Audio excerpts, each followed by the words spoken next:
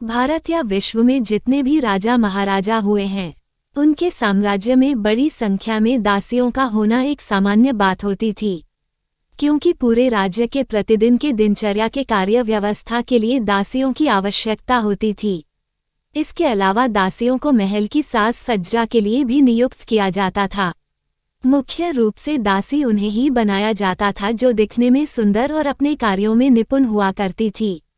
रानियों और राजकुमारियों की हर प्रकार की सहायता के लिए दासियां ही नियुक्त की जाती थी। सभी निपुण दासियों में से जो उत्कृष्ट होती थी उन्हें राजा अपनी बेटी के विवाह के समय बेटी के साथ भेज देते थे। एक प्रकार से कहा जा सकता है कि इन्हें दहेज में दे दिया जाता था। मुख्य रूप से इनका उद्देश्य दासियों को ससुराल में अपनी बेटी की सहायता करने के लिए भेजा जाना था। इसके अलावा भी कई कारण हैं, जैसे कि बाहरी दुश्मन बल्कि अपने आंतरिक दुश्मन से भी राजकुमारी और महारानी को बचाती थी। चलिए जानते हैं कि राजकुमारी की शादी होती थी तो राजकुमारी के साथ आई दासी की शादी किसके साथ होती थी।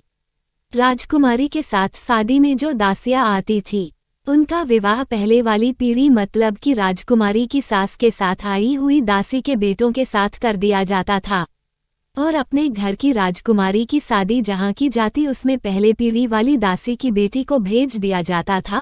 उस दासी की शादी की जिम्मेदारी बेटी के ससुराल वाले की रहती थी।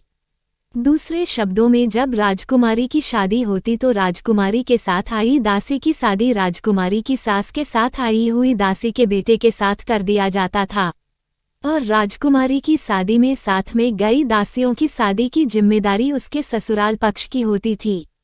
इस व्यवस्था में दास और दासी के भरण पोषण के अलावा उनके बेटे और बेटियों की शादी करवाना राजपरिवारों की जिम्मेदारी होती थी। धन्यवाद दोस्तों। यदि आपको यह वीडियो पसंद आया हो तो इसे अपने मित्रों के साथ शेयर करें और हमारे चैनल को सब्सक्राइब करें।